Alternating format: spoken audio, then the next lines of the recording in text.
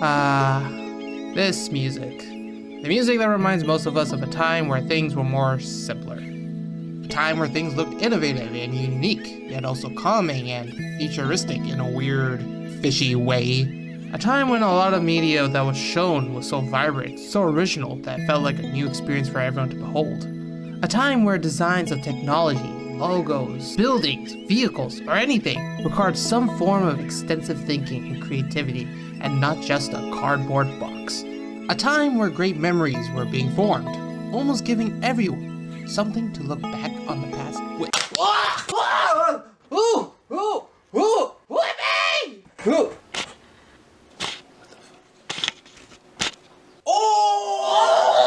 Nostalgia. A sentimental longing or a wistful affection for the past, typically for a period or place with happy personal associations. It's nice to remember things that made us happy in the past. It helps us take a break in the present. Whether that thing we needed a break from is bad, or you just want to remember that feeling when you played Wii tennis for the first time. What? For me, it was pretty great growing up in the early mid-2000 era. Aside from the bad. A lot of movies, games, toys, technology, even food at a point was somewhat new and fresh for people to try out and enjoy without thinking if an AI robot was behind everything. It would have been more like aliens were controlling the government. Men in Black was a pretty good movie back then. A lot of great ideas were forming at this time. Competition was high in the entertainment industry, so everyone was trying to one-up each other with new inventions for many different products or media, giving people something exciting to look forward to buying and enjoying. This was the primary key for businesses back then, I believe. A lot of companies somewhat followed the idea of consumer comes first, and we got a bunch of great things at the time that was convenient, new, simple, fun, easy to understand, and looked and sounded so good. Oh. Gaming at this time, in my opinion, was a great time for people to experience. A lot of new consoles, board games, and toys were developed for almost everyone to enjoy. PlayStation, Xbox, iPods, iDocs, Tamagotchis, DVD players, Beyblades, Beat-em-ups, Legos, Q-Cubes, Robo Sapiens, Wheelies, f***ing Furbies. I don't know why people like this gaming nightmares, but the list goes on. Almost every kid had at least one of these handhelds to play anywhere. In a car for long road trips, on your bed underneath the blanket, hiding from your mom when you're supposed to sleep, bye-bye. Or waiting in the doctor's clinic, only to forget your Game Boy there and have your older sister beat you up because that was her birthday gift. Forgiveness! These devices were simple and was packed with a bunch of games for almost any genre. The design of each handheld, especially the DS, looked clean or very minimalistic. The tactile feelings of the buttons, the satisfying... oh, the good stuff. If kids did or didn't own those type of consoles, they probably owned a console like a Wii. A lot of families had a Wii to play since it was intentionally designed to be a family console. The UI looked nice and straightforward for anyone to navigate. The controller was simple and easy for anyone to use since it's a literal remote. The console design itself, well, it's a box-shaped design, but it looked clean and simple, and it had some lighting to make it pop out even more. I have a feeling someone's gonna yell, "He's a hypocrite!" Satoru Iwata said that for the Wii, moms can't hate it since they act like the gatekeepers in the household when the family decides to buy something for the house. They're the ones that clean up most of the times, and most of them hate picking up the controllers that the kids are done playing with. That idea itself was pretty smart and thoughtful for someone in the entertainment industry to think about. And it's because people like that who are thinking about the consumers and their conveniences and wants, people didn't really stop to think about buying the product. Everyone was almost satisfied with what they got. There were some mishaps that happened, but in the end, it was really well received. Nintendo wasn't obviously the first to think this, since other companies were using this tactic for themselves, whether it was for good or bad intentions. Some might argue this was the peak era of media creation, with everything being designed to look clean, bright, renewable, futuristic, and fish. Lots of fish and bubbles and weird futuristic buildings with plants. This is FrutigerAero. Ah, the classic society if my room was a fish tank and I'm a bonsai. Most companies use this theme for a majority of products back in the day to give people a futuristic yet natural feel, so people who consider buying the product with that theme, it would feel familiar yet new and nothing fishy about it. There was also that one time where everything was transparent and had different shades of colors. That was pretty cool. Microsoft made Windows 7, which was a great OS. a huge upgrade from XP and Vista with a lot of quality of life changes. Like this change when you're greeted to this satisfying boot up sound. Then you're introduced to this clean glass finished UI that was simple to use, paired with this nicely designed Windows wallpaper that looks naturey and futuristic. As much as I adore this fine artwork, I changed my background to something that was more elegant for me. This theme was great. It felt like a lot of companies showed interest to their consumers and know what they wanted. They got a bunch of money from making these products, and people were happy with what they got. Now they just gotta keep doing that and not be greedy, right? Right? I've noticed a lot more people reminisce about how great things were back in the early 2000s, and people wanting to go back where everything was FrutigerAero themed. It feels like society is forcing us to remember the past, and you have to buy the stuff that made you happy, or else retesting Netflix CEO will come to your house and take everything. I mean, I don't blame him. I have some pretty cool stuff, like this Hatsune Miku ramen bowl. I think we can all agree that most entertaining stuff that came out of this era, whether that would be games, movies, or even devices, were pretty lazy and low-budget slop that corporate greed tried to release for a quick buck in their pockets. Like, oh, do people seriously think anyone would buy this stuff? Yeah. I feel bad because there's probably people like me who are buying these products expecting it to be a better version, but end up getting a low quality or the same version of the product that we're familiar with, just more expensive and is missing a thing it had before. It's like companies that make these products are targeting people who grew up and just yell "oh" at us and makes us feel bad for not buying these things we experienced before and might already have in our dusty closets. I heard you like Sock. So here's Sock Remastered. Now it costs more than the original. This case is somewhat prevalent in the gaming industry, as now most companies focus more on reselling something that was very popular or do a remake of said products so that people who bought them before will buy them again because of nostalgia. So companies decided to go all out on advertisements and become hell-bent on you buying this half version of that nostalgic thing for them to earn more money, instead of thinking of something new and innovative. Achoo. Nintendo and the Pokemon Company are pretty good examples of this method, since most of their business is heavily reliant on nostalgia. Mario and Pokemon are usually the ones that are the face of this tactic, since those two games are really popular with everyone, but it's getting to the point where it's gonna be like every Nintendo game. The amount of re-releases, remakes, remasters for these titles is really high, since they know fans love these games and will buy them regardless of the quality and price. I won't be surprised if they decide to re-release Pokemon games that were on the DS or Game Boy for the Switch as the same price as GTA 6. Re-releasing a game, I shouldn't say it's bad, since it gives others who only have that certain console a chance to play the game. But golly! Why not just make a better version of the game? Or here's a crazy idea, not price it like a new AAA game. They wouldn't be doing this if people didn't bother buying the same game they probably owned for a different console or console of a different generation. There are definitely a lot of big gaming companies that do the opposite. AAA games that are being released these days are now more focused on AI and performances and how realistic we can make these horses muscle in a game. Whoa, than being about fun.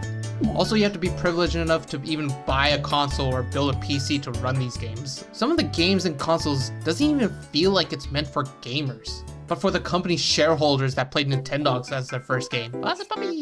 So, I get it. Some people want to experience fun again, or just want to feel like they're not a bunch of tired sheeps waiting for their hay that tastes new and fresh and not some slop with a premium price tag. If people aren't happy with the new stuff that's releasing this time, they definitely would look into buying old retro stuff from third-party sellers to make them feel more happier with that purchase instead. If it's old, it's cool. What the hell? If someone said there's no price in happiness, they're wrong. It was $5 at the dollar store. Yeah, collecting anything vintage in this day and age is very tough for the average consumer to buy, especially for gaming and trading cards. Everything is so expensive because people know how popular this thing was or how much value it brings to people. So they auction that said thing. Selling my vintage A1 paper War Turtle card, take my college tuition! It's natural for popular past products to be stupidly expensive. Given how limited it is now, you either have a lot of money to spare, or you're just one of those rich guys that buys wherever the heck they want, and always increases the value of everything. You know what? I changed my mind. You can't have my card. It's my card. It's my war turtle! I think people are also buying old products, probably because they're tired of seeing new things with lifeless designs and it being sold as modern or minimalistic. I get that some of these designs are meant to be easier to make and it's faster to copy and paste for billboards and signs and other shenanigans, but god damn, this is so bland! Back then, a lot of products that were released had a little craziness in their work, whether that be the design or how they advertised it.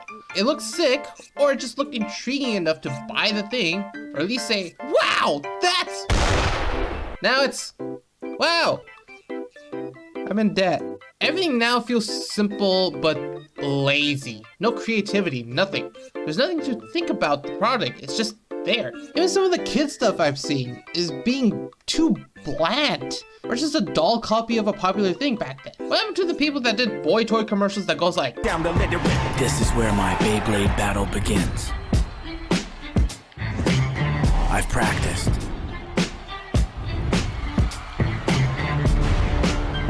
Prepared. Battled at BeybladeBattles.com. Let it rip. Now I'ma let it hit.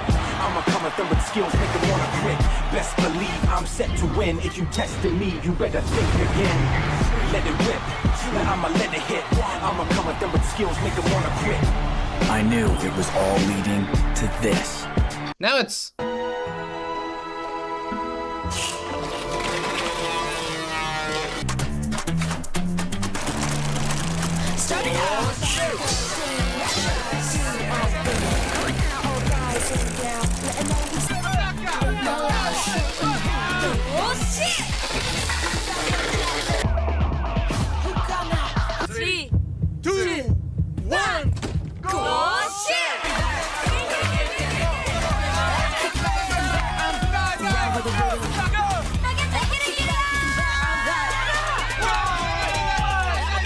Where's the... Oh! The new Beyblade barely showed the base. It's just kids doing anything else and staring at each other and Colonel Sanders. This kid isn't even looking at the bay. He just ripped it and went straight to his phone to watch. What the fuck? Compared to this commercial, I felt like I needed to go hit the gym and do some crazy training just to fight in an underground fight club. Holy!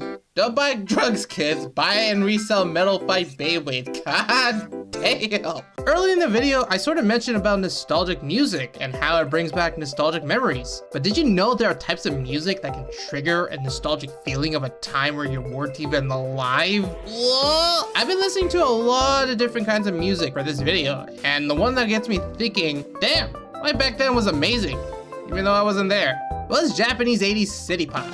I wasn't the only one thinking this. According to the comment section on most of these videos, people are saying things like, oh yeah, fake memory of me and my Toyota Sawyer, driving downtown Shibuya, heading to the club to get groovy. I just made that up. But there are comments like that in most of these videos about remembering an 80s life they never lived. This is historical nostalgia, a sentimental longing for past eras, cultures, or aesthetics that a person never personally experienced. The reason 80s city pop does this so well is probably because the instruments and vocals of most songs are played to feel smooth, upbeat, or be groovy. It also helps people feel like they should chill after a long work week, since working in Japan in the 80s sucked for a lot of people there, and still sort of sucks. And after all that stressful work, they probably just want to head down to the club and just...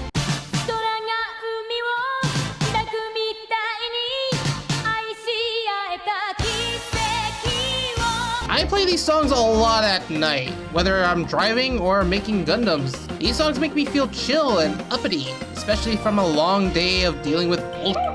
Maybe I feel like that because of the songs, or maybe because I grew up in the early 2000s. Who knows? If that's the case, I imagine kids now who are gonna be in their 20s will probably feel nostalgic to this.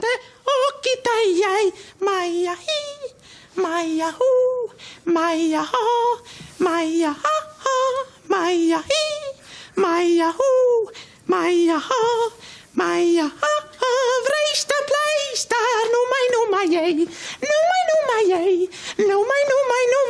keep al touchy, trago stadinte, mi am in teste, o kitayay. Aside from that, I've seen a lot of people trying to bring back stuff like iPods or recreating FrutigerAero themes on a lot of devices, especially for gaming consoles. It's great that this is happening. I'm sure a lot of people like me who are bored of seeing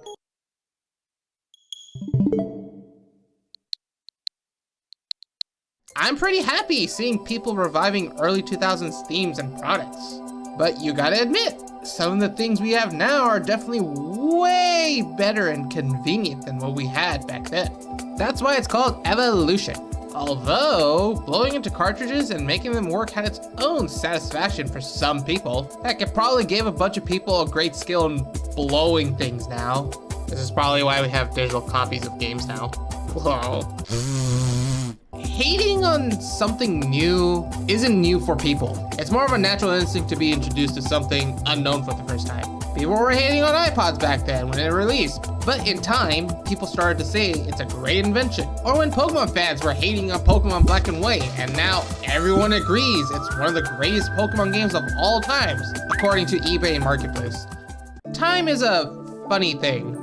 One day you're just enjoying the world around you, and next thing you know, you start arguing with why every new tech being released looked like something the Pixies from Fairy Oddparents would come up with.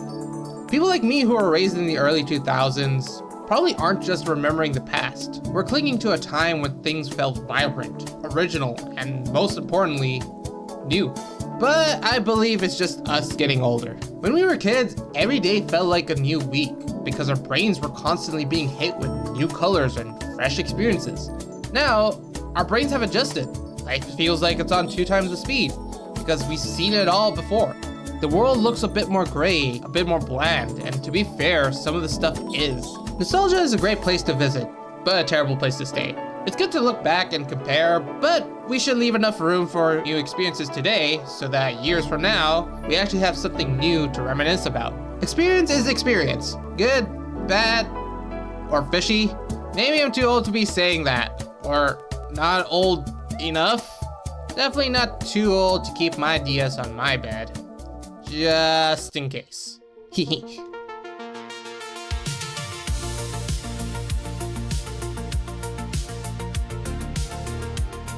Behind sheet footage. 3, 2, 1, go.